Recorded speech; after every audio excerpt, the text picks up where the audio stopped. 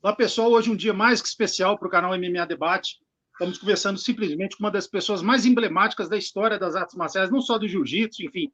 Se a gente falar em arte marcial, colocar os grandes nomes da história de todas as modalidades, esse homem que a gente vai conversar durante uma hora agora é uma dessas figuras, um homem emblemático. Sem ele, a nossa arte marcial não estaria no estado e no estágio que ela está no mundo. Então, uma honra te receber aqui, grande mestre Rorion Gracie, simplesmente uma honra conversar com você. Sou admirador muito da sua história e muito do que a gente tem hoje no jiu-jitsu, a gente deve a vários nomes como o seu tio Carlos, o seu pai e principalmente a você também. Muito obrigado, campeão. É um prazer estar aqui com você. Eu assisto o seu programa e quero que a gente possa fazer uma conversa muito boa e muito produtiva hoje. Com certeza, Mestre. Vou aproveitar esse tempo que eu sei que a sua correria é muito forte, são vários seminários, aulas, enfim, no mundo inteiro. Conta um pouco para a gente, não sei se você vai ter lembrança disso. A primeira vez que você entendeu que você fazia parte de uma família que praticava uma modalidade chamada jiu-jitsu, que, por exemplo, você via todo mundo chamando o seu tio de mestre, o seu pai de mestre, todo mundo com aquela roupa branca. Quando que você entendeu que aquilo era jiu-jitsu na sua vida? Rapaz, sabe que eu não me lembro? A lembrança mais antiga que eu tenho em termos de jiu-jitsu foi estar num auditório uma vez, entendeu? De kimono, e a minha mãe falou assim: vai lá, vai descer, vai lá contar o papai. Ela me empurrou para descer, como se diz, o corredor do auditório, viu? E eu me lembro que era tão garotinho que as costas das cadeiras das pessoas eram acima da minha cabeça. Eu me lembro da sombra da cadeira, assim, acima da minha cabeça. Eu fui descendo até o palco. Quando eu chego lá, tinha um cara de branco, era o meu pai, ele me ajudou a subir no palco, fez uma brincadeirazinha comigo qualquer e tal, eu joguei ele no chão, o pessoal bateu palma e tal, eu achei graça daquilo, mas nada demais. Quer dizer, essa é a memória mais antiga que eu tenho. De lá para cá, a vida inteira foi conectado com o jiu-jitsu e vendo o papai ser respeitado, querido, dando aula, passei a vida inteira assistindo o papai dar aula de jiu-jitsu, quer dizer, gostei muito dessa experiência, mas eu não me lembro da minha vida ter sempre, alguma vez, não ter caído a ficha de que eu estava envolvido nessa família, entendeu? O jiu-jitsu sempre fez parte, eu nunca me lembro de uma fase da minha vida sem o jiu-jitsu.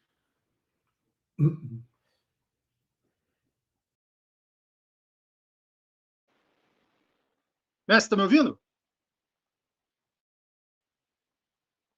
Ouvindo. Só um momento que teve um problema aqui, agora voltou. Mestre, uma pergunta aqui para você, eu acho que vai ser difícil fazer uma reflexão que você está dentro, né? Mas a gente que é de fora vê você, o seu tio, o seu pai, os seus irmãos, seus primos, enfim, como heróis para muitas pessoas, né? E o seu pai e o seu tio, por exemplo, vamos falar exatamente do seu pai, são heróis para várias pessoas, heróis mesmo, pessoas têm eles tatuado no braço, enfim. Como que é para você saber que você é filho de alguém tão emblemático, tão importante para outras pessoas, e para você ele era, é lógico, também era o seu mestre, você também tem por ele todo esse respeito, mas, antes de tudo, ele é seu pai. Como é saber que o seu pai é o seu papai, para outras pessoas ele é um super-herói que não usava capa? Como que é isso para você? Ele era, para mim, um super-herói também, viu? Tanto ele quanto o tio Carlos, uma figura muito especial na minha vida, muito influente. O tio Carlos, papai da saúde, as conversas que ele tinha, a filosofia dele. E o meu pai também é um cara muito especial. Quer dizer, a vida inteira, para mim, eu vi ele como super-herói. E foi por isso uma das grandes razões que eu me dediquei tanto a seguir essa profissão, o conceito de alimentação, a filosofia Gracie, me ensinada por essas duas pessoas super especiais. Quer dizer, sabendo do respeito, do carinho, da admiração que as pessoas tinham por ele, eu era mais um desses, entendeu? Eu estava ali no meio também. Era pai, tinha um relacionamento diferenciado com ele, porque era um cara muito engraçado, um senso de humor muito grande. Eu curti muito esse lado de por trás dos bastidores com ele, mas a admiração que eu tinha sempre foi muito grande, entendeu? Mestre, você como filho mais velho do mestre Hélio, você, como ninguém, pode falar sobre isso, né? Muita gente tem a visão do seu pai como o mestre um pouco mais, vamos colocar assim, mais severo, mais disciplinador, e o mestre Carlos como uma pessoa mais tranquila, vamos dizer assim. Você que conviveu muito com os dois, qual que era a grande diferença dos dois no método de ensino, no temperamento, e qual que eram as semelhanças que eles tinham? Bom, o tio Carlos, viu, como a gente sabe, foi um cara que realmente ajudou a moldar o meu pai desde garoto. O meu pai seguiu sempre a orientação do tio Carlos, fazia sempre o que ele dizia, e isso quase que passou para todos nós também, esse respeito pela filosofia, pelos conceitos que o tio Carlos apresentava, era muito importante para todo mundo que cresceu com isso. O papai realmente era o cara mais disciplinador, ele inclusive educou os filhos do Carlos Gracie, ensinou jiu-jitsu aos que aprenderam todos com ele, quer dizer, O tio Carlos nunca me deu aula de jiu-jitsu para ninguém, eu nunca vi o tio Carlos dando aula de jiu-jitsu. Ele botava o kimono para tirar uma foto, porque a envolvimento dele com o jiu-jitsu, pela maneira de dizer assim, de treinar e lutar e tal, foi muitos anos antes de eu nascer, quando eles eram ainda jovens em Belém do Pará, quer dizer, em Belém do Pará ele, e depois que vieram para o Rio de Janeiro, na década de 20 e tal, e 30, ele estava muito envolvido com isso. Mas depois que o papai e os irmãos começaram a se envolver e conduzir as atividades de briga, de luta e tal, o tio Carlos tornou-se o manager dos irmãos, continuou sendo o orientador de todo mundo, entendeu? Mas a atividade dele de jiu-jitsu diminuiu um pouco. Ele levou cabeça para pensar nas manchetes de jornais, nos desafios, essa parte ele fazia isso. Agora, na parte ativa do dia a dia, como diz quem está com a bota no chão, era o meu pai que coordenava essa parte, em termos de treinamento de jiu-jitsu, de orientação.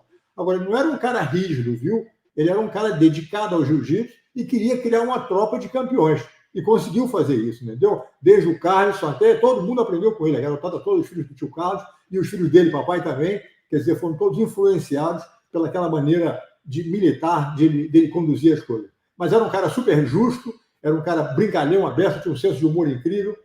E a gente até estava falando com um amigo meu ontem, a gente cresceu naquela casa de Teresópolis, onde o papai e o tio Carlos compartilhavam as famílias ali dentro, uma casa muito grande, muito confortável, com 21 quartos, 18 banheiros.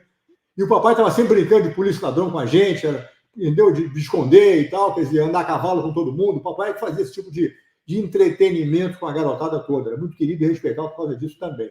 Agora, em termos de jiu-jitsu, era o cara que dava aula, que coordenava os treinos, era o Hélio Gracie, entendeu?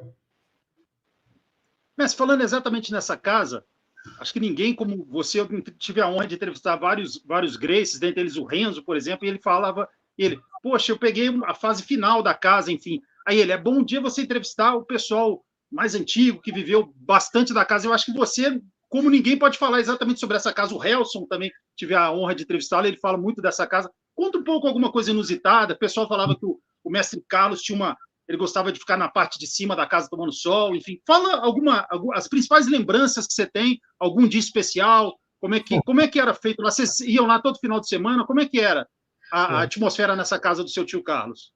Rapaz, essa casa de Teresópolis, viu, era um troço, era um outro mundo, viu? Para quem conheceu, realmente é um troço inesquecível. A casa, como eu disse, tinha 21 quartos, 18 banheiros, entendeu? A minha mãe, Margarida, coordenava a casa como se fosse um hotel de 5 estrelas. A casa tinha 18 empregados, os empregados tinham 14 filhos, viu? Todo mundo, os empregados todos uniformizados, entendeu? Os cozinheiros com aquele chapéu branco, alto de cozinheiro. Quer dizer, tem uma estrutura muito elegante, muito eficiente. Todo mundo com nomezinho no uniforme, quer dizer, um jardineiro, o pessoal cuidava do cavalo, tinha um padeiro que passava o dia inteiro fazendo pão num forno de tijolo que a gente tinha lá, quer dizer, um troço impressionante. A casa é uma estrutura muito grande. E uma vez nós contamos 37 crianças, tudo parente, entendeu? Passando lá umas férias, foi o recorde que a gente teve lá em casa. E para ter 3 ou 4 dúzias de adultos, entre parentes e amigos, que a gente frequentemente trazia para passar férias com a gente, não era difícil. Então, se você contar os empregados e os filhos, eram 32 pessoas, mais os 37 da garotada da família, né? Toda a idade, de 6 meses a 17 anos de idade. E mais os adultos, são mais de 100 pessoas na casa no fim de semana, entendeu? Quer dizer, é uma experiência inesquecível. Se tivesse 20 crianças que você não quisesse brincar com eles hoje, tinha mais 20 para você brincar. Quer dizer, sempre tinha alguma coisa acontecendo, uma atividade, uma molecagem, quer dizer, era um ambiente excepcional. Cavalo, quer dizer, tinha tudo isso. Uma fonte de água natural, de água natural, sei lá como é que chama, mas é isso, entendeu? Quer dizer, era uma experiência maravilhosa para todos nós. A lavanderia lá de casa, os kimonos da Academia da Rio Branco, do Rio de Janeiro, eram lavados em Teresópolis, viu? A gente tinha uma lavanderia com máquina industrial que lavava 650 kimonos por semana para ser levado de volta para a Academia do Rio de Janeiro. Quer dizer, era um trabalho que não parava. 2 vezes por semana, ou o tio Carlos ou o papai iam trazer kimono do Rio de Janeiro para Teresópolis, entendeu? Os kimonos eram sujos, ficavam em Teresópolis, e levavam kimono limpo para a Academia do Rio de Janeiro, na Avenida Rio Branco, com a esquina da Assembleia. Rio Branco 151. Quer dizer, tinha toda essa estrutura andando para poder fomentar os kimonos da academia, manter a academia na Rio Branco, onde alunos importantíssimos foram alunos do Hélio Gracie, o Oscar Niemeyer, o Roberto Marinho, o presidente Figueiredo, quer dizer, a pessoa de gente muito influente no Brasil, foram alunos dos Gracie que estão na academia, quer dizer, um pessoal muito alto nível, né, que a gente podia pensar naquela época. Depois, aos pouquinhos, o negócio foi crescendo cada vez mais e foi popularizando a arte no mundo inteiro. 2 vezes nós tivemos carnaval lá em casa para 1.200 convidados, com comida, bebida, tudo isso. Tanto que depois do segundo carnaval, o dono do Higino, que era o lugar em Teresópolis onde o pessoal fazia festa de carnaval também, veio para o papai e pediu, por favor, Grace, para de fazer festa na tua casa, porque todo mundo vai para a tua casa e ninguém vai mais para o clube. Então o papai, para atender o pedido dele, parou de fazer festa de carnaval lá em casa. Valdemar Santana, inclusive, era a segurança de uma das festas, trabalhava na academia também, treinava com a gente. E, inclusive, trabalhava na festa também como segurança e tal, para ajudar a organizar o negócio. O que mais? E, quer dizer, depois do segundo carnaval, a gente parou de fazer em casa. Conclusão, era uma experiência maravilhosa. Como eu disse a você, Natal, por exemplo, a mamãe Margarida, mais uma vez, decorava a casa com um troço excepcional. A molecada comia o jantar, jantava, né? E depois do jantar, ficava olhando na varanda da casa, lá para fora, tudo escuro, um gramado grande que tinha na frente da casa, onde tinha uma lona onde aconteciam os treinos. De repente, a molecada olhando pela janela, daqui a pouco apareceu o Papai Noel, que vinha galopando no cavalo, que ele tinha um papai tinha um negócio chamado quilate, viu? Um garanhão preto de manga larga, machador.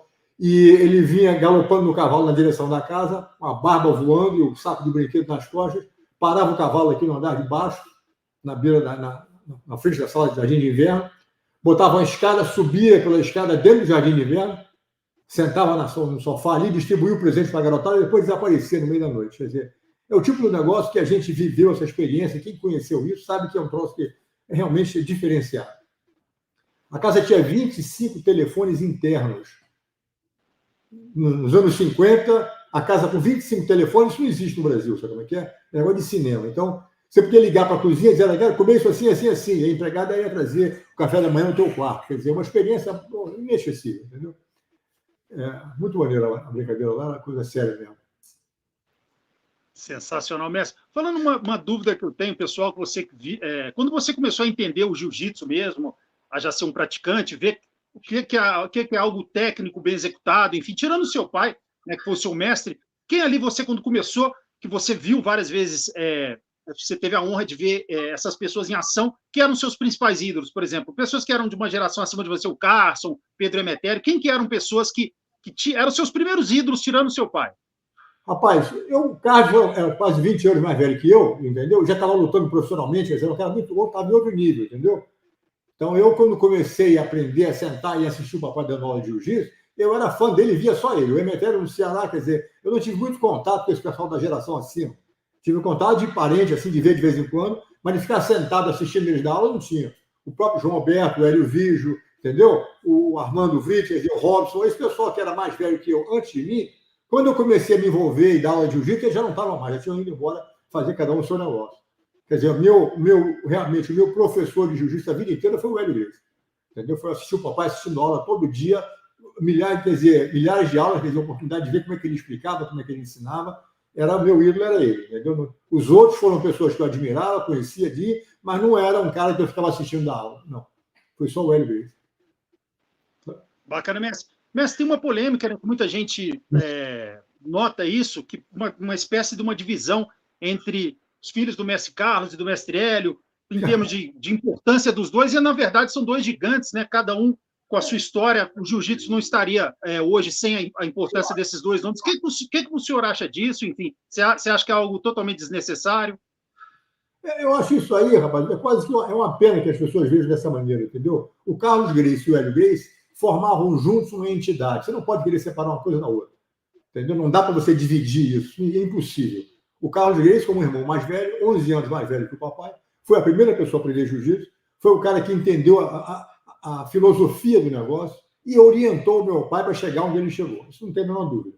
Agora, dizer que o Carlos Gracie foi mais importante ou que o Hélio foi mais importante é difícil. Entendeu? O Carlos realmente foi uma pessoa que foi a primeira pessoa como a aprender jiu-jitsu da família Gracie, fez as lutas dele no início, deu aquele momento inicial, o impulso inicial, mas não teria chegado onde chegou se não fosse o apoio do Hélio Gracie também, quer dizer, e vice-versa. Essa dizer que um fulano fez mais que o outro, isso é ridículo, entendeu? A verdade é que o tio Carlos foi uma pessoa que realmente entendeu a filosofia do negócio, ensinou, orientou, moldou o Hélio Gracie para ser o que ele foi, e depois o Hélio Gracie, eventualmente, ficou nos pés dele e continuou aperfeiçoando o jiu-jitsu para um nível que a gente, hoje em dia, vê que realmente é um troço diferenciado.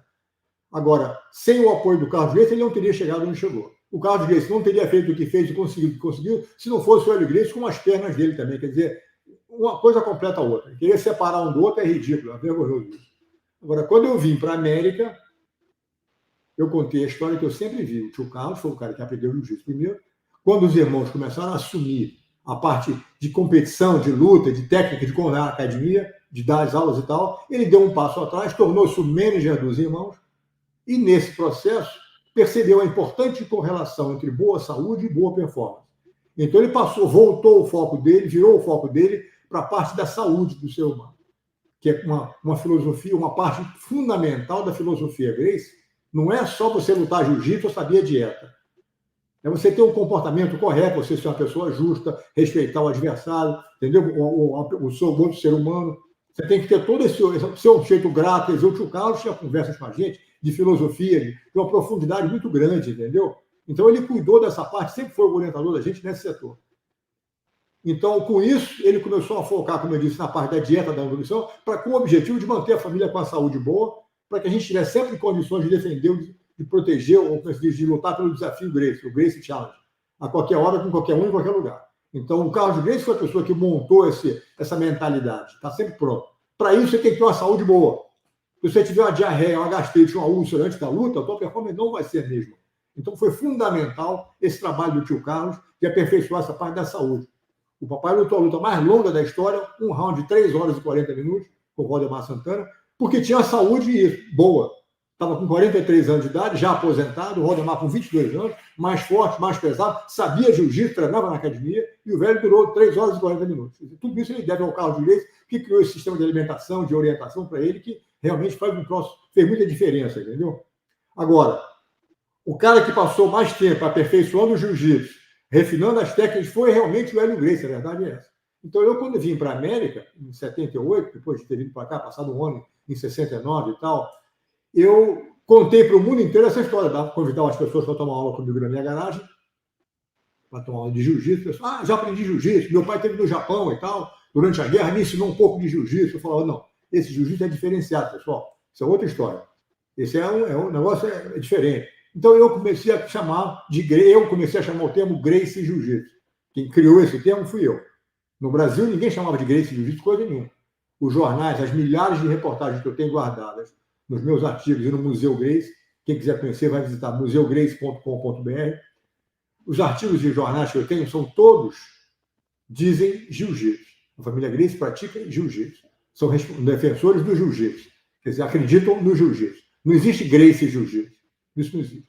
Quando eu vim para a América, como eu disse a você, para diferenciar a minha metodologia de ensino, que eu aprendi com o Hélio Gracie, que é aquele negócio de dar aula individual, mostrar o golpe para o aluno, repetir, deixar o aluno derrubar o professor. Esse sistema que o Hélio Gracie, essa metodologia de ensino que o Hélio Gracie aperfeiçoou e que ele pregou isso a vida inteira, e eu faço até hoje, esse método, eu continuei dando aula aqui na América dessa maneira. Então, quando eu vim para cá, eu comecei a chamar de Gracie Jiu-Jitsu e, eventualmente, registrei a marca Gracie Jiu-Jitsu. Encerrado o assunto, para o pessoal entender isso. Então, esse trabalho que começou aqui, e eu sempre contei a história que eu vi. O Hélio Carlos Gracie foi o primeiro a aprender, foi o cara que era o orientador de todo mundo, mas quem fez a atividade do dia a dia e refinou o jiu-jitsu para o que é hoje não foi o tio Carlos, foi o Hélio Gracie. Essa contribuição foi mais do Hélio Gracie. Entendeu? Que, como eu disse a você, só conseguiu chegar lá graças ao tio Carlos. Agora, todos os filhos do Carlos Gracie sabem disso e aprenderam com o Hélio Gracie. Entendeu? Eu estou com vou fazer 72 anos, nunca vi o tio Carlos dando uma aula de jiu-jitsu. Adoro ele, era o segundo pai para mim. Foi o cara que me ensinou tudo sobre saúde. Se não fosse ele, talvez eu não tivesse uma saúde que tenho hoje. Não vou nem dizer graças a Deus, vou dizer graças ao tio Carlos, entendeu? Mas, em termos de jiu-jitsu, o Hélio Gracie foi o cara que fez mais isso. Quer dizer, essa polêmica de querer separar um do outro, eu acho injustiça. Tanto com um quanto com o outro, entendeu? Porque uma coisa completa o outro ali. Os dois são uma entidade. Perfeito, mestre. A gente está terminando o primeiro terço da entrevista, né? 20 minutos. Gostaria de fazer uma pergunta para você. A última pergunta relacionada diretamente ao seu tio Carlos. Conta alguma história que você se recorda de uma conversa com ele diretamente, alguma dor que você estava sentindo. Ele falou, meu filho, toma esse chá aqui, algo natural, alguma cura, alguma coisa que você tem na cabeça, que é uma memória boa que você tem, direta para o seu tio Carlos. Pode ser até na parte de cura de alguma dor que você estava sentindo na garganta. Ele falou, toma esse chá à noite, que você vai melhorar? Algo nesse sentido. O Carlos Gracie não fazia isso comigo, não, fazia isso com todo mundo, entendeu? O mago, era o guru da montanha, como a gente chamava, entendeu? Ele tinha um conhecimento extensivo aberto desse tipo de coisa, curava muita gente. Eu me lembro que uma vez, eu não tinha, graças a Deus, a saúde minha foi sempre muito boa, fui me equilibrando bem, até hoje.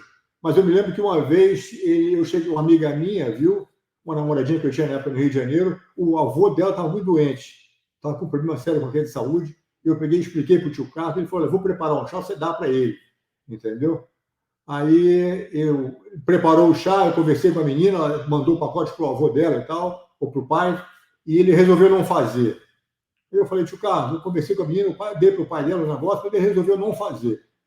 Aí o tio Carlos falou, puxa, é uma pena, porque invariavelmente ninguém nunca escapou, nem vai escapar das consequências das nossas escolhas. Ou seja, o cara jogou a saúde dele fora. Não quis fazer fé, porque como ele, o Carlos Gracie, não era médico, viu?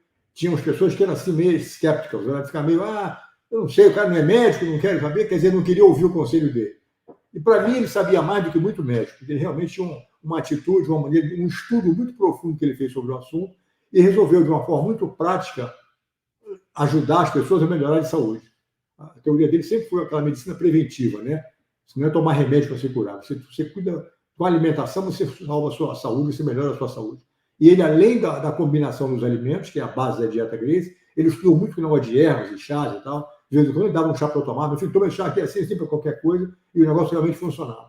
Um caso muito especial foi que uma mamãe, uma vez, vou me lembrar dessa história, a mamãe teve pneumonia, viu? Já estava com a idade, já com 60 e tantos anos de idade, teve pneumonia, que para as pessoas mais velhas é um processo muito perigoso, tanto para criancinha quanto gente mais velha, a pneumonia pode ser fatal. Então, um grande amigo nosso, que era médico, fez o diagnóstico, concluiu que ela estava com pneumonia e deu um antibiótico para ela tomar, na época. E o tio Carlos, quando soube disso, falou, não toma um antibiótico de jeito nenhum, diz ele. Entendeu? Toma esse chá aqui. Então, ele deu para a mamãe tomar um chá, e a mamãe não tomou o antibiótico e ficou tomando o chá. Entendeu? Só que, todo dia, ela tirava o remédio como se ela tivesse tomado. Um belo dia, um médico chegou lá em casa para visitá-la. Dona Margarida, eu vi como é que a senhora está e tal, e quis fazer aquela coisa, ela está melhorando aos pouquinhos, e quis fazer a consulta e falou, a senhora está tomando remédio? Tomei, deixa eu ver aqui, por favor. E pediu um jarrinho para ver o vidrinho para ver se ela estava tomando mesmo. Como a mamãe estava tirando todo dia o remédio, como se ela estivesse tomando, apesar de não estar tomando, ele olhou e viu que realmente estava tomando, que muito bom e tal, não sei o quê. Resultado, ficou boa, sem tomar o remédio, tomando só um chá do tio Carlos, ficou 100% curada, agradeceu o médico muito bem, ficou todo feliz e tal, tudo resolvido. Quer dizer, o Carlos Gracie tinha umas tiradas assim, mágicas que era impressionante realmente. Inclusive, tem uma passagem, mais uma para te contar aqui, está até no livro, A Dieta Gracie, para quem não conhece, devia ter esse livro urgentemente, no Brasil está disponível.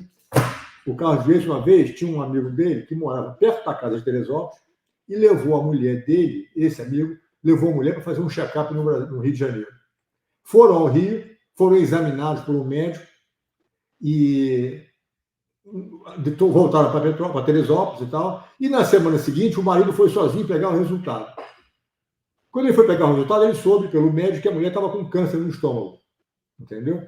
Então ele voltou para Teresópolis e, em vez de ir para casa direto, conversou com o tio Carlos. Carlos, a minha mulher está com câncer no estômago, assim, conversou com ele.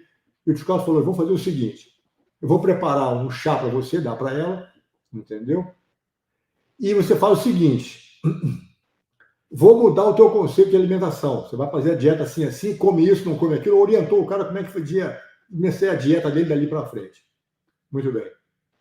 Não fala para ela que ela está com câncer, não, viu? Caso isso não era fácil, o velhinho era especial. Não diz para sua mulher que está com câncer. Está tudo bem, que o médico recomendou que você mudasse a sua alimentação e se ela e você gostaria que ela acompanhasse você nisso. Pode deixar. Dito e feito, chegou em casa e falou, vamos dar tudo bem, você está ótima. O médico recomendou que eu mudasse a minha dieta, mas eu gostaria que você me acompanhasse. Claro, vou fazer isso. E fez a dieta de acordo com a orientação do tio Carlos. A mulher viveu umas 30 ou 40 anos sem ter nada. Resolvido o problema. Ou seja, o cara era diferenciado, velho, não tem jeito. Sensacional, né, assim, fora isso, acho que a grande prova, né? Você pega você, o Rickson, o próprio filhos do próprio Mestre Carlos, como o Hillion, são pessoas assim que têm o mesmo físico há anos, né? Se você falasse, Se eu mostrar assim, mãe, quantos anos você acha que esse senhor aqui que eu estou entrevistando tem? Ela vai falar que tem uns 55 no máximo, né? Então, assim, a prova da saúde que a dieta faz, né? Eu escutei uma vez uma entrevista, não sei de quem, falou que vocês nunca viram o pai de vocês estarem gripado, né? Tossindo, algo assim. Saúde dele sempre foi de ferro, né? Raramente, ir para ter um troço desse é uma raridade, entendeu? Eu também raramente fico doente. Aliás, você falou em 55 aí, eu tive na Colômbia recentemente, fui fazer um tratamento com célula-tronco, viu? Fazer uma experiência. Por causa do desgaste do jiu-jitsu, o osso fica no osso, fica sem a cartilagem, vai desaparecendo, viu? Então, eu fiz uma experiência, fiz uma aplicação de célula-tronco, quero ver se melhora. Eu não tenho resultado positivo, mas estou esperando ver o resultado.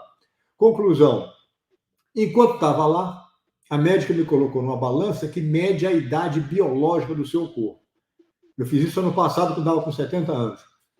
Conclusão, subi na maquininha e a maquininha diz que meu corpo está com corpo de 45 anos de idade, velho. Ou seja, viva a dieta Gracie. Fantástico, mestre, fantástico. Exatamente, esse livro aí todo mundo tem que ter, com certeza é uma bíblia para quem gosta, lógico, da história da família Gracie, do mestre Carlos, enfim, lógico também para, antes de tudo, se cuidar, né, cuidar da própria saúde. Eu já vi até entrevistas suas que a gente pensa na saúde, na parte da alimentação, mas também em todos os sentidos do homem, né, a parte de libido, de testosterona, tudo é muito importante dentro da dieta Gracie, né? Não é nem a dieta Gracie em si, mesmo que você não faça a dieta Gracie, mas você devia pensar no que você está comendo. Se você sabe que o troço faz mal à saúde, é porcaria, entendeu? E vai comer, entendeu? Não há justificativa para isso. Entendeu? A pessoa de bom senso vai procurar comer o que faz bem. Porque a gente vai morrer pela boca, viu, pessoal? O veneno entra pela boca. Então, o que acontece? Se você cuidar do que você come e pensar em fazer uma alimentação saudável, começa lendo os ingredientes do que você come, comida empacotada, processada, isso faz mal à saúde, a gente sabe disso. Pensar em comer grãos, e comer verduras, e uma carne de boa qualidade, ou um peixe, o que for, entendeu? Quer dizer, uma proteína de boa qualidade. Quer dizer, você tem que pensar nesse tipo de coisa, porque a vida é sua. Se você não cuidar da sua saúde, ninguém mais vai cuidar da saúde. Entendeu? Então, a gente realmente cresceu com a consciência muito aguçada nesse sentido, graças ao tio Carlos, dando importância a esse tipo de coisa. O papai também, naturalmente. Quer dizer, esse conceito de pensar na sua saúde é um braço importante da filosofia Gracie. Eu diria que o jiu-jitsu é uma asa do passarinho, a dieta é outra asa do passarinho, mas o corpo do passarinho é a filosofia, é a higiene pessoal, é a consideração, é a gratidão, é a honestidade, entendeu? Todos esses conceitos que a pessoa tem que ter para ser uma pessoa do bem, você tem que buscar isso no dia a dia. Essa filosofia Gracie vem daí, entendeu? Não é só ser um bom lutador e dar porrada em todo mundo, nada disso. Isso aí é o de menos, entendeu? A dieta é a mesma coisa, você tem, como eu disse, para quem não quer fazer a dieta Gracie, não faz mal, mas passa a pensar, você está ingerindo, faz bem a saúde? Você toma refrigerante hoje em dia? Está brincando? Você sabe que o refrigerante faz mal. Tem certeza, todo mundo sabe disso, é açúcar ali dentro, é horrível. Quando você for para o restaurante a próxima vez e o teu filho fala, papai, quero um refrigerante, e você disser para o garçom, dá um refrigerante para o meu filho, você tem que ter consciência que está envenenando o teu filho. Como é que vai fazer um troço desse? Uma pessoa de bom senso vai dar veneno para o teu filho, sabe que faz mal? É como dizer para a criança, atravessa a rua sem olhar para o lado. Que é isso? Você tem a obrigação e a responsabilidade de dar o exemplo para a criança. E aí é que o negócio complica, porque você, como pai ou mãe, entendeu? Você não pode só dizer para a criança, faz isso, faz aquilo. Você tem que dar o exemplo. Você não pode tomar um refrigerante. Se você tomar um refrigerante, o teu filho vai tomar um refrigerante também. Então, cabe aos pais sacudir a macieira um pouquinho e entender que eles têm que ser o exemplo para os filhos. É o cara que fuma de filho não fumar, o que bebe de filho não beber. Quer dizer, pô, tá ruim, velho. Não vai dar certo essa matemática, não. A conta vai chegar. Tanto para você quanto para eles. Então, se você quer o teu filho com a saúde boa, você tem que dar um exemplo do que é saúde boa. E para isso tem que fazer um sacrifício. Sacrifício de largar os maus hábitos e abraçar os bons hábitos. Entendeu? Quem não está com a saúde como queria hoje em dia, tem que lembrar o seguinte: se você quer ter um resultado diferente, você tem que adotar hábitos diferentes. Senão não vai chegar lá. Exemplo não é a melhor maneira de educar o teu filho, é a única maneira. Fala, campeão. Perfeito, mestre. Antes de fazer as perguntas relacionadas à sua parte de professor, mestre, como um dos mais emblemáticos da história, sempre eu vejo algumas pessoas falarem em relação a um ícone da história da família, uma pessoa que foi criado como seu irmão, apesar que ele biologicamente é o seu primo, que é o grande Hollis, e eu vi uma entrevista, você sempre falando com o maior respeito, o amor que você tinha por ele, até a mesma admiração, porque você chamou ele de gênio do jiu-jitsu na entrevista, e muitas vezes o pessoal fala que na época de vocês dois, ele um pouco mais velho que você, existia uma rivalidade velada, algo nesse sentido, que até o próprio mestre Hélio olhava para você e exigia que você fosse melhor que ele, por você ser filho biológico dele, e a gente nunca viu. Lógico, o Hollis faleceu bem jovem, nunca viu ele falando sobre isso, o seu pai também nunca falou sobre isso, acho que eu nunca também te vi falando exatamente sobre isso, então acho que a sua chance de falar, em algum momento, naquela época, existia alguma rivalidade, pelo que eu sei, você tinha muita admiração por ele, acredito que ele tinha por você, vocês eram irmãos, né, mesmo sendo primos, eram como irmãos. Fala um pouco para a gente sobre isso, a sua versão, se o seu pai te cobrava para você ser melhor do que o Hollis, se existia isso, e qual que é Conta um pouco para a gente quem foi o Hollis Gracie, o carinho, e quem foi esse homem dentro da sua história. O Hollis sempre foi meu irmão mais velho. Quando eu nasci, ele já estava lá em casa. Quer dizer, sempre vi o Hollis como meu irmão mais velho. Entendeu? Sempre tive um entendimento maravilhoso com ele. Quando a gente ia crescendo, viu? O Hollis, como irmão mais velho, de vez em quando eu estou brincando com um brinquedinho, ele pegava o brinquedo. Ele levava. Um dia, o meu pai falou, meu filho, se você não quiser emprestar o brinquedo para o Hollis, você não precisa emprestar. Eu sempre achei que tinha que dar porque ele é meu irmão mais velho. E desse dia em diante, eu falei, Hollis, hoje não. E comecei a brincar com ele, não dar mais o brinquedo para ele. Bom, então isso é um lado da brincadeira. Quanto ao jiu-jitsu, o Hollis realmente era mais velho que eu, era um cara mais atlético que eu, e sempre tinha vantagem. No nosso treino, ele geralmente levava vantagem.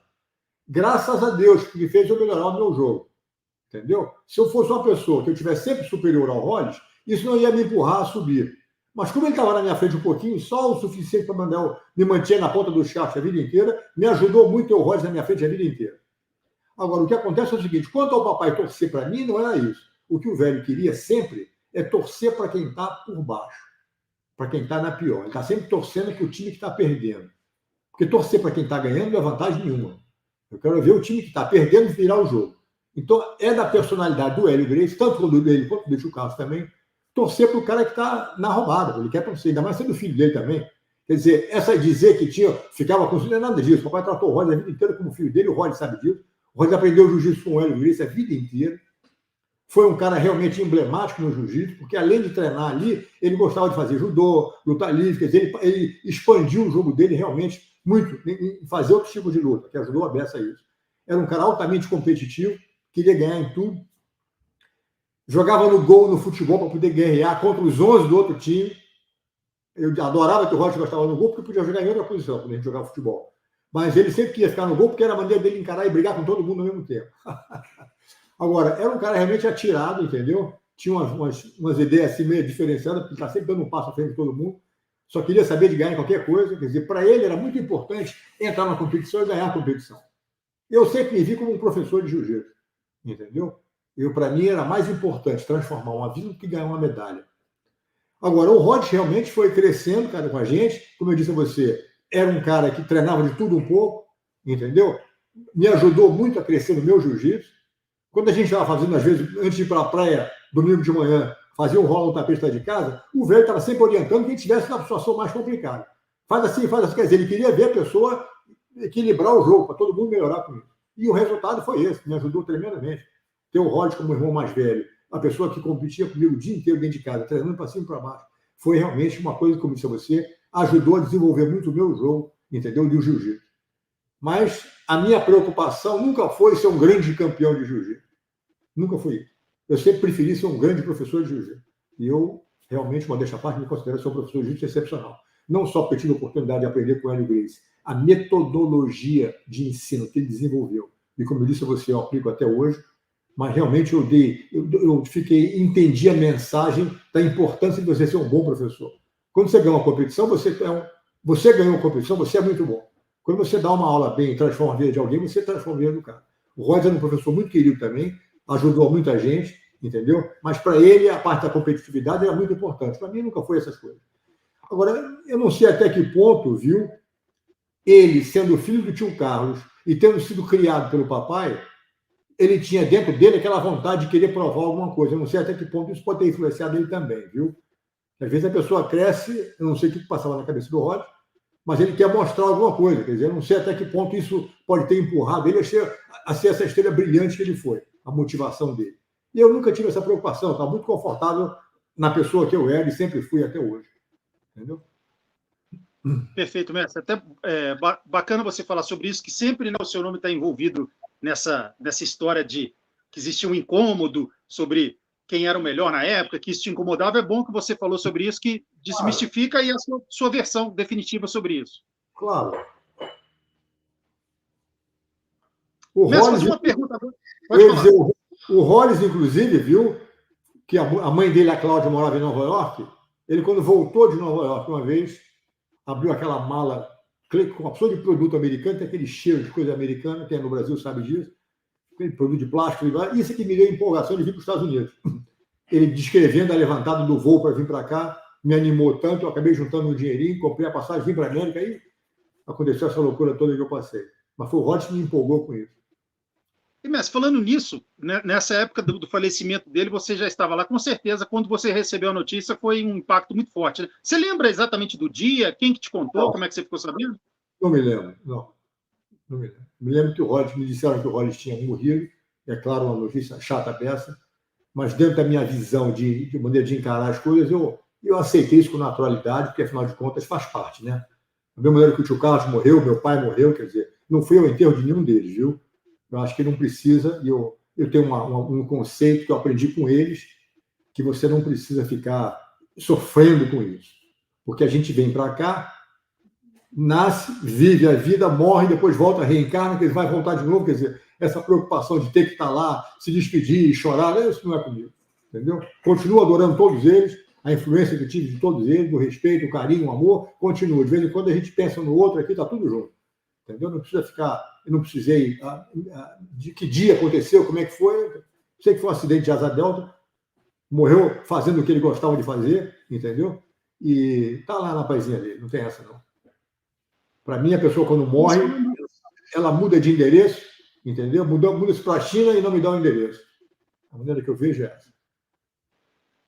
Bacana a sua visão evoluída sobre o assunto. Mestre, falando em um professor emblemático, e como você mesmo disse, você é um professor excepcional, e isso é unânime. Eu vi uma entrevista até do mestre Carlinhos Grace, falando, uma entrevista que ele fez até para o portal da federação, né, da confederação, e ele dizendo que todo mundo que é daquela geração dele teve aula nos anos 70 com você e com o Hollis, que era...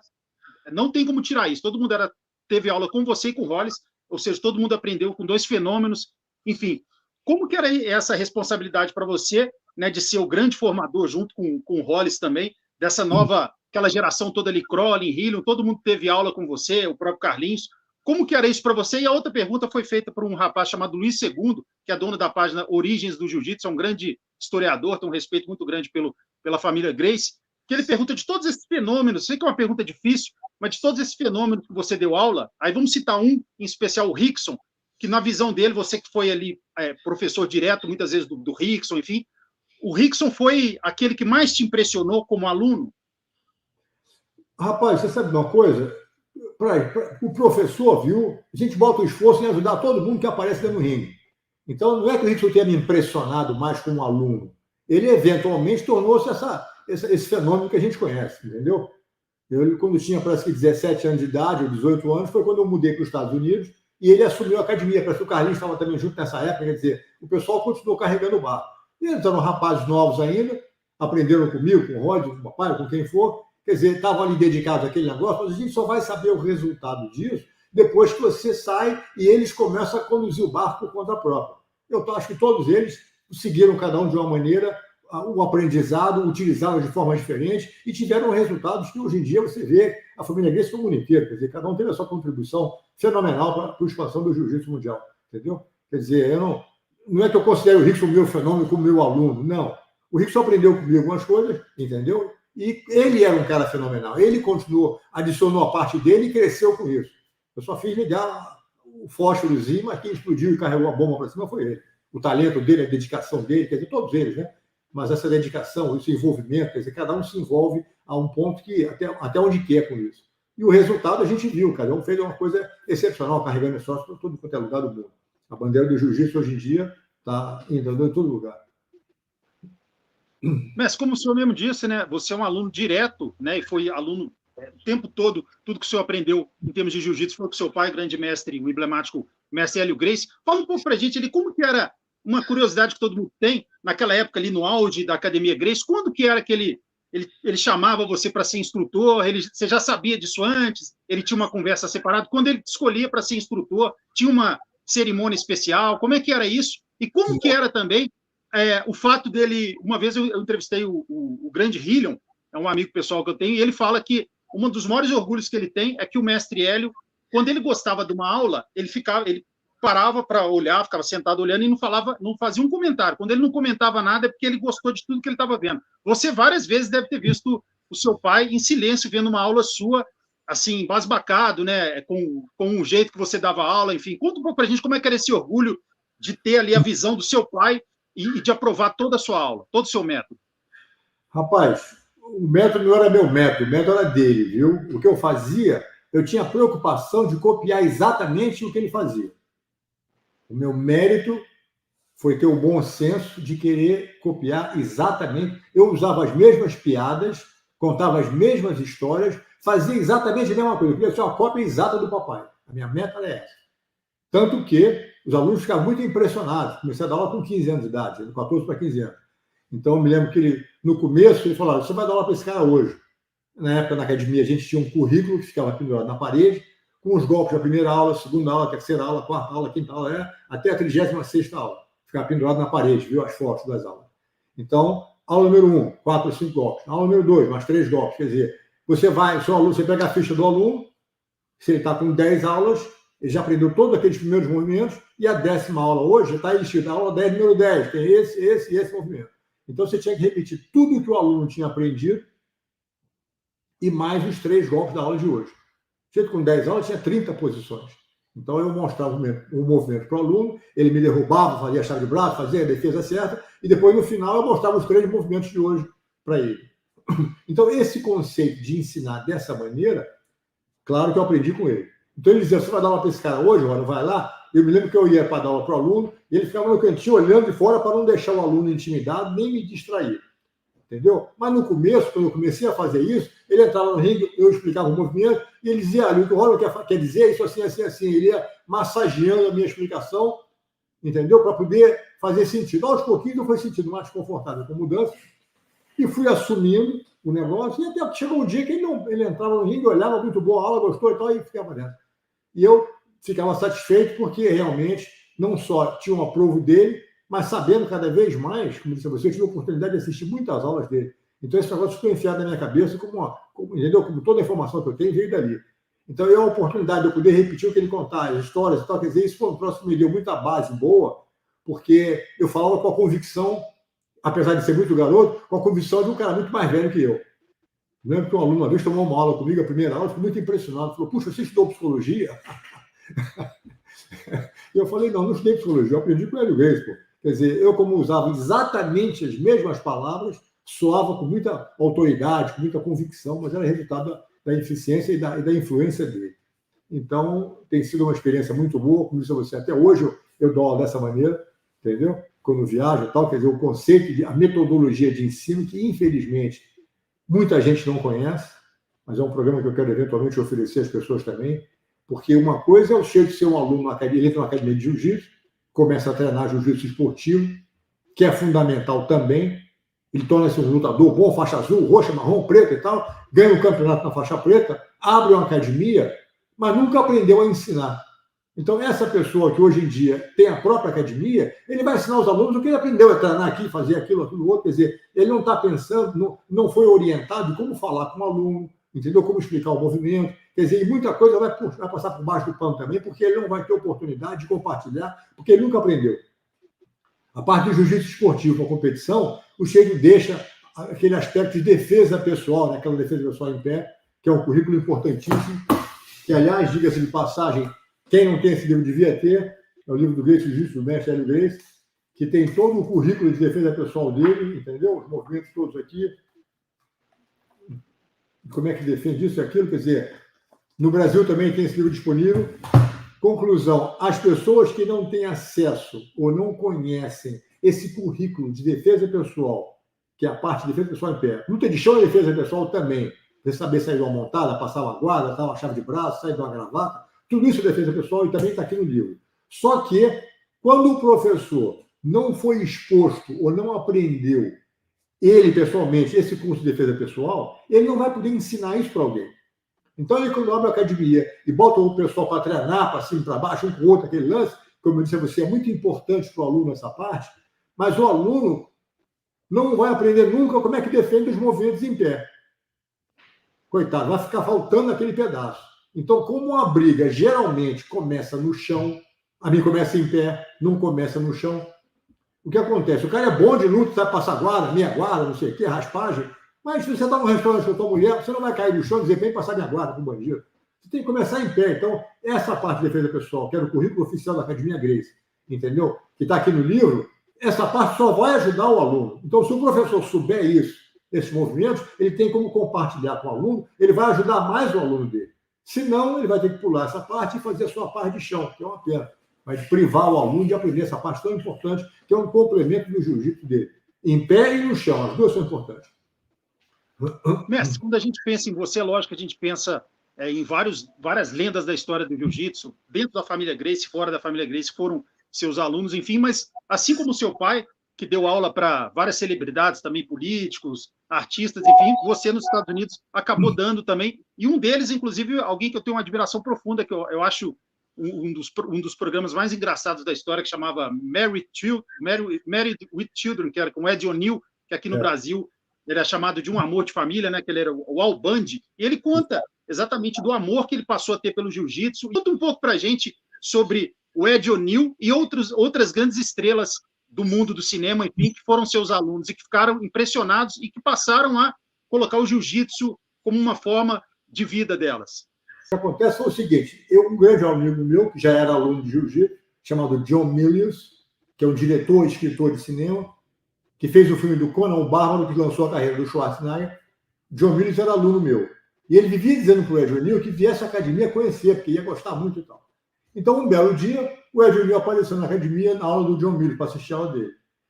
Eu acabei de dar aula para o John Milius, dei uma olhinha para ele e tal. Quando eu terminei a aula, ele falou, muito obrigado, vou embora, diz o Ed O'Neill, que estava assistindo sentado lá de fora. Eu falei, Ed, um momentinho, você já está aqui? Vem fazer uma brincadeira, deixa eu te dar uma introdução no jiu-jitsu, 15 minutos. Ele ficou meio sem graça, 15 minutos, pô.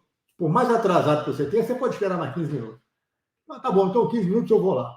E ele conta de uma maneira muito engraçada. Então eu fui no vestiário, o Rory me botou aquele pijama, botei o kimono nele, amarrei a faixa e tal, e ele veio pro ringue comigo. Entrou no ringue comigo e tal, e eu peguei, cheguei uma hora, eu falei para ele, olha, deita aqui, ele deitou no chão, viu? E eu montei em cima dele. E ele é um cara, na época, um cara forte, mais pesado que eu, sei lá, 20 quilos, 30 quilos, jogou um pouco de futebol no Pittsburgh Steelers, não sei o que, ele só tentou entrar pro time de futebol na época, era um cara grande e forte, viu? Hoje em dia, tá mais velho, mas na época era muito mais jovem. Conclusão, eu falei, Ed, deitei ele no chão, montei em cima dele, e eu com esse corpinho aqui, que você sabe como é que é, impressionante, né? Aí eu montei em cima dele e falei, Ed, se você acha que se a sua vida dependesse disso, você conseguiria sair daqui de baixo para salvar a sua vida? Ele olhou para mim, magrinho, entendeu? Falou, bom, se eu precisar de sair daqui, eu vou sair, dizer para mim. Eu falei, então você faz o seguinte, vê se você consegue sair daí. E ele esperneou, feito um louco, coitado. Ficou aí, mas não conseguia sair de jeito nenhum. Esperneou até ficar doido, daqui a pouco botou um pau de língua para fora, e ele não consigo sair de jeito nenhum. Eu falei, se a vida depender disso, eu não consigo sair. Eu falei, tá bom. Respira um pouco, descansou, deitei, falei, agora você monta aqui em cima de mim. Ele pegou, montou em cima de mim. Eu falei, Ed, você acha que se a sua vida dependesse disso, você conseguiria me segurar aqui embaixo durante 4 segundos? Ele falou, 4 segundos eu te seguro. Mais do que isso eu não sei, mas por uns 4 segundos eu te seguro. Aí me agarrou com força, eu falei, Ed, falei no ouvido dele, segura feito homem, velho. Ele agarrou, queria com toda a força. Eu falei, tá pronto? Ele falou, tô pronto. Saí fora em 1 segundo. Quando eu saí, ele falou, para tudo. Como é que você fez isso? Eu falei, já está encerrada a aula, muito obrigado, pode ir embora, foi um prazer te conhecer. Ele falou, não. Tem que me ensinar de qualquer maneira. Eu falei, quer saber? Quer. Então, pô. Aí matriculou-se e passou a ser aluno meu, nunca mais parou. uma aula comigo durante 20 e tantos anos fazendo jiu-jitsu comigo. Então, foi essa experiência para ele. Depois disso, ele falou com a opção de gente, já me levou para fazer demonstração na televisão com ele, quer dizer, a opção de ver, ele apoiou muito a nossa causa, foi um cara que ajudou realmente muito no começo.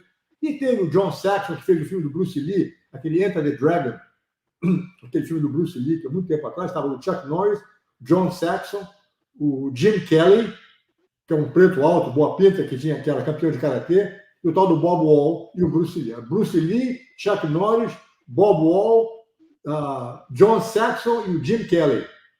O Bruce Lee tinha morrido, mas todos os outros 4 foram alunos meus. Tomaram aula comigo, entendeu? Quer dizer, é um troço que realmente vem crescendo bastante. E, graças a Deus, o tio Carlos teve aquele monte de filho, e o papai também, um montinho menor, mas teve. E esse monte de gente, Gracie, que tem gente de personalidade de todo tipo, foi fundamental para que a gente conseguisse expandir o jiu-jitsu mundialmente do jeito que a gente fez. Então, realmente foi um trabalho excepcional que a família toda Gracie junta conseguiu fazer, porque sozinho não tinha feito isso. Uma andorinha não faz verão, você sabe disso. Mas com esse monte de gavião, a gente conseguiu botar esse negócio no mundo inteiro e tem feito um sucesso muito grande, transformando a vida e melhorando a vida de muita gente. Como eu disse a você, a filosofia Gracie, que se compõe não só do jiu-jitsu e da dieta, mas também desses conceitos de honestidade, de coragem, de higiene, de hombridade, de integridade, quer dizer, tudo isso faz parte, e quando a pessoa não segue isso, ela está fugindo da dieta, da família, do conceito da filosofia Gracie.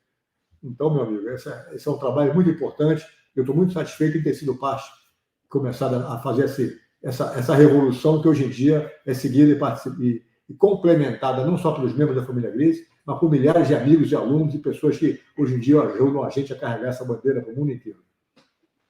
Mestre, também, como a gente combinou, né, que o senhor tem compromissos, 10 minutos finais. Uma pergunta que eu fiz para 2 grandes mestres, também faixas vermelhas, e 2 que beberam da fonte mais pura que existe do jiu-jitsu, que é a fonte do grande mestre Hélio Gracie, assim como você, que é o grande mestre Flávio Behring e o grande mestre João Alberto Barreto, ambos faixas vermelhas do 9º grau, e a gente sabe que o 10º grau somente para os precursores, seu pai, seu tio Jorge, seu tio Carlos, enfim.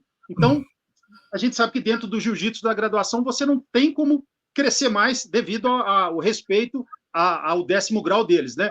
O que uma pessoa como você, vou fazer a mesma pergunta, então a gente pensa em você, a gente pensa na última graduação, no topo do Everest do jiu-jitsu. O que uma pessoa como você, que está décadas no jiu-jitsu, já colocou o kimono milhares e milhares de vezes, deu milhares e milhares de aulas, o que uma pessoa como você tem ainda a aprender dentro do jiu-jitsu? O que eu tenho a aprender dentro do jiu-jitsu? Rapaz, eu tenho que melhorar como ser humano, viu? O jiu-jitsu é para que você possa aplicar o jiu-jitsu na sua vida e melhorar como pessoa. Eu não quero aprender um golpe novo. Tem sempre alguém inventando uma variedade nova. As variedades são infinitas, entendeu? O que o jiu-jitsu oferece a gente de uma maneira que eu vejo, é como se fosse os 10 dígitos do telefone. 1, 2, 3, 4, 5, 6, 7, 8, 9, 0. Você mudando a ordem desses números, você pode ligar para qualquer pessoa em qualquer lugar do mundo. É só você alterar isso e ficar bota 2, 2, 2, 3, 3, 3, você vai mudando isso, você pode chegar em qualquer lugar. Então, as variedades do jiu-jitsu são infinitas. Volta e meia tem um cara que aparece um golpe novo, com uma variedade nova, e eu não consigo, é impossível eu querer aprender tudo isso.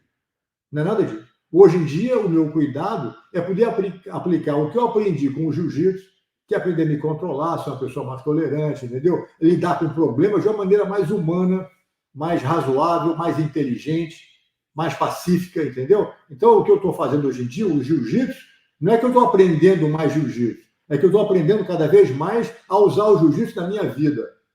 A disciplina, quer dizer, o jiu-jitsu bota você, às vezes, numa situação, no meio do treino, numa situação muito difícil, e você tem que esperar a hora certa. Quer dizer, isso tem que aprender a usar isso no teu dia a dia da tua vida.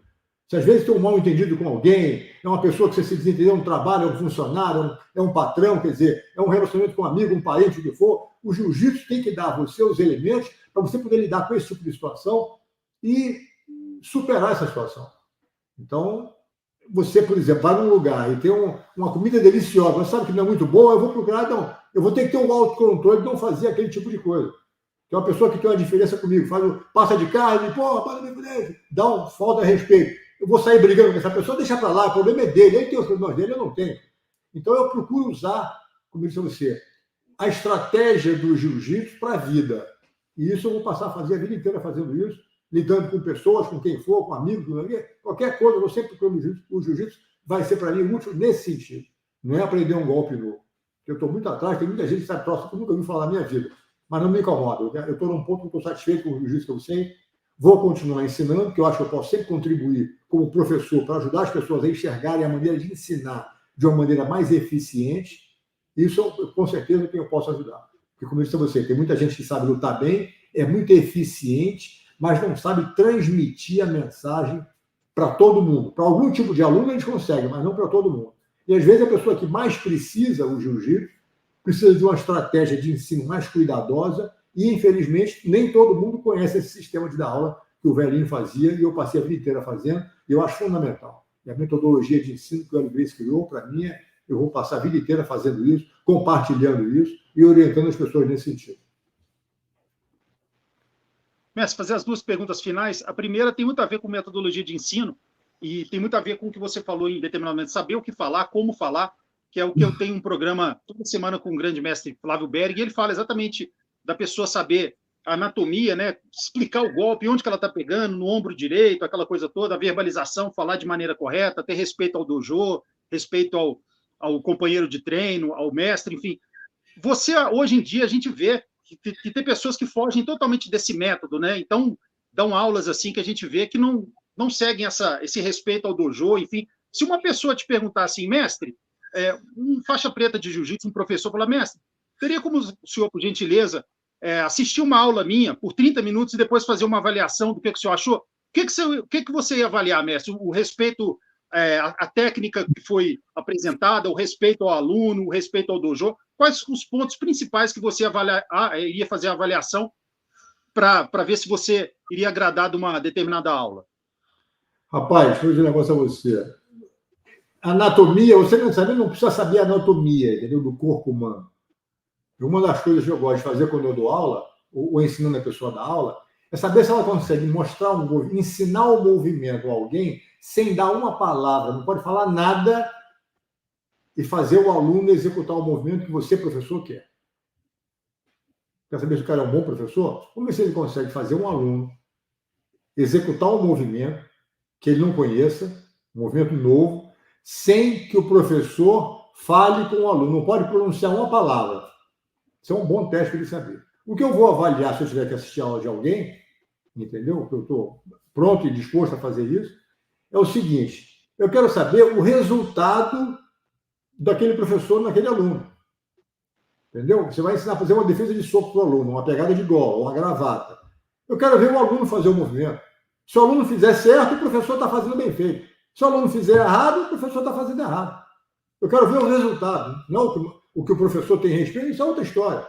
Entendeu? Se o cara tem respeito pela academia, se ele não tem, isso aí, se ele não tiver respeito pelas coisas, pelas pessoas, ele, coitado, não está fazendo nada disso.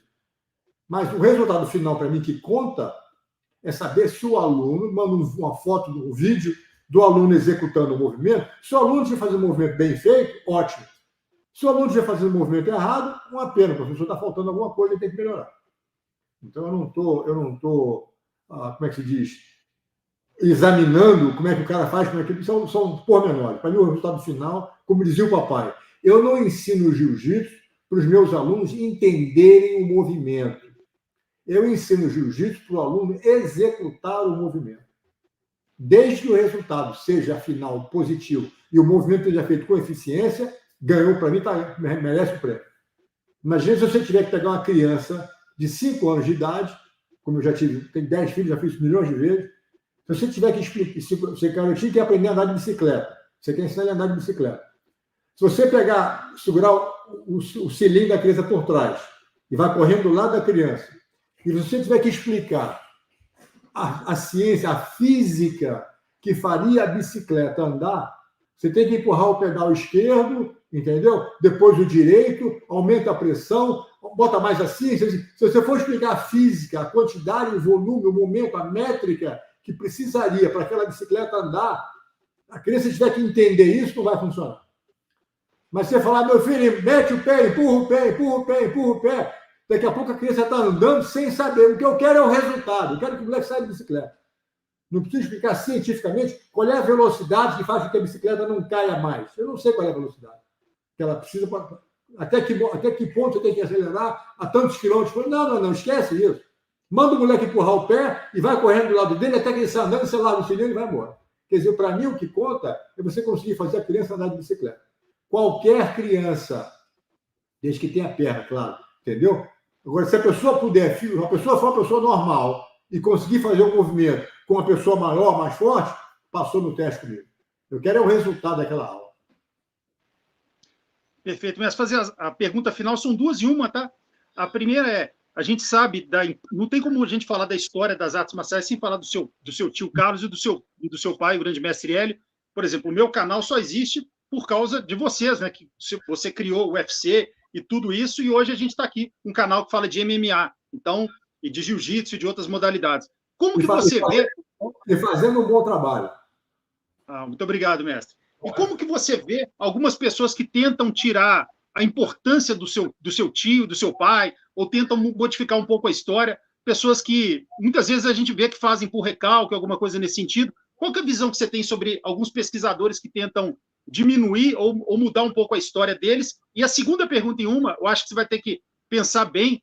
Eu faço essa pergunta muitos para os alunos do mestre Carson, que tem um carinho muito grande por eles. Eu vou fazer essa pergunta. Eu fiz essa pergunta para o Royce e para o Royler. Se Deus permitisse que o seu pai aparecesse aí, você abrisse a porta, o seu pai aparecesse aí para você agora, mas durante 1 minuto. Seria 1 minuto só. Você saberia que é 1 minuto. Aí, durante 1 minuto, você podia só dar um abraço apertado de 1 minuto, ou podia falar obrigado, pai, por tudo, ou podia falar, pai, o que você está achando de como eu estou levando o seu jiu-jitsu? Enfim, qual que seria a sua reação durante 1 minuto? E a primeira pergunta sobre os pesquisadores que modificam um pouco a história do jeito que a gente conhece. Olha, quanto aos pesquisadores que querem modificar a história, a verdade é a seguinte: se não fosse a família Gracie, eles não tinham nada que fazer hoje. Entendeu?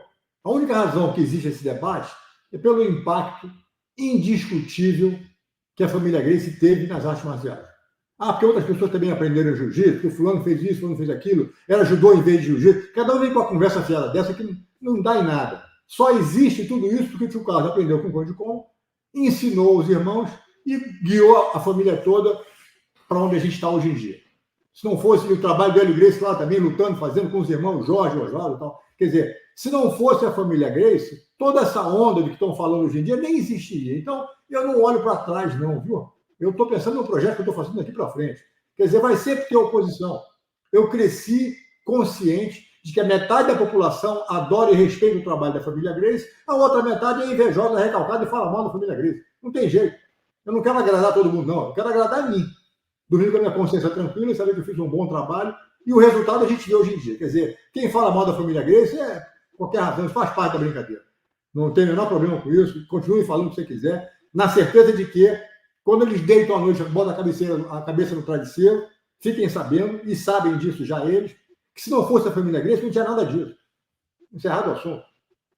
Entendeu? Hoje em dia, essa revolução mundial que tem é porque eu vim para cá, passei sufoco aqui no começo, cheguei a pedir esmola na rua, eventualmente criei o UFC, e hoje em dia está todo mundo curtindo isso. Está ótimo. Continuo treinando, fazendo o que acontecer, mas se não fosse eu, não tinha nada disso. E eu sou resultado do tio Carlos, do papai, do meu tio, quer dizer, eu vim de lá.